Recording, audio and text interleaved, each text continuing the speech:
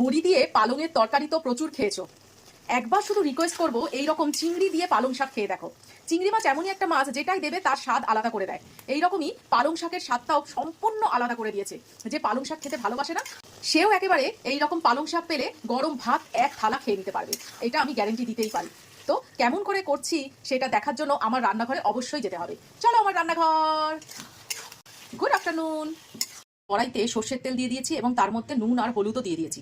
এইবারে চিংড়ি মাছগুলো হালকা করে ভেজে নেব।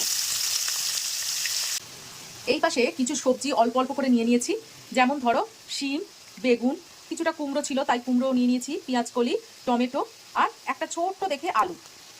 এই একটা ছোট্ট দেখে আলু, এইটুকুনি সবজি আমি নিয়েছি। বেশি ভাজলে রাবারের মতো হয়ে যাবে, এটা তো সবাই জানে, আর সেই জন্যই আমি অল্প হালকা করে ভেজে এবার চিংড়িগুলোকে তুলে রাখবো।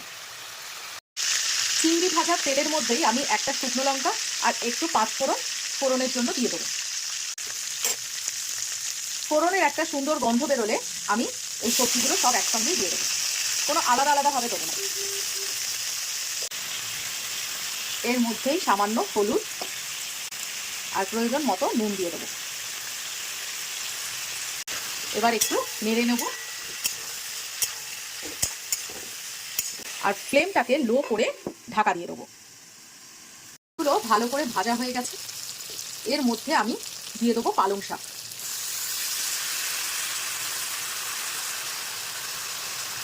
পালং শাক তো আমরা বেশিরভাগই ওই বড়ি ফড়ি দিয়েই খাই নিরামিষভাবে।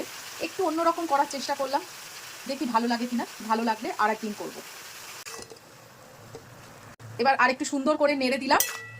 এর মধ্যে কোনো জল দেবো না, শুধু জাস্ট ঢাকা দিয়ে দেবো।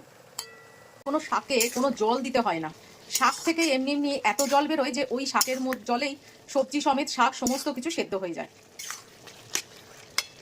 কড়াই থেকে শাকটা আমি তুলে রেখে দিয়েছি, আর এই কড়াইটার মধ্যে আরেকটু সামান্য সর্ষের তেল দিয়ে দিলাম।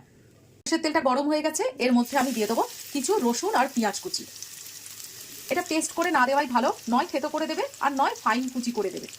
কোথাও বেড়াতে গিয়ে যদি কোনো ইউনিক টাইপের রান্না আমি খাই, তাহলে খুঁজে খুঁজে বার করি এই রান্নার মধ্যে কি কি দিতে পারে। সেই রকমভাবে এই বাড়িতে এসে এক্সপেরিমেন্ট করতে খুব ভালো লাগে আমার।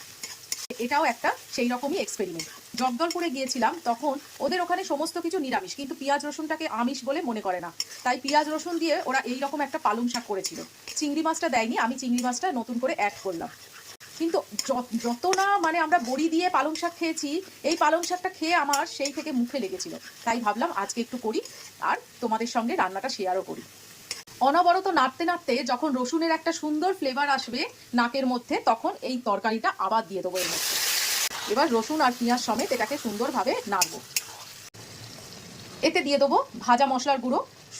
আমি এর মধ্যে কোনো লঙ্কা দিইনি, তাই জন্য সামান্য একটু লঙ্কার গুঁড়ো দেবো, এটা বেশি ঝাল ঝাল হয় না। সুন্দর করে কষিয়ে নেব। লাস্ট পর্যায়ে চলে এসেছি, তাই জন্য এই চিংড়ি মাছটাও দিয়ে দেবো, যাতে চিংড়ির ফ্লেভারটা সুন্দর করে তরকারির মধ্যে ঢুকে যায়।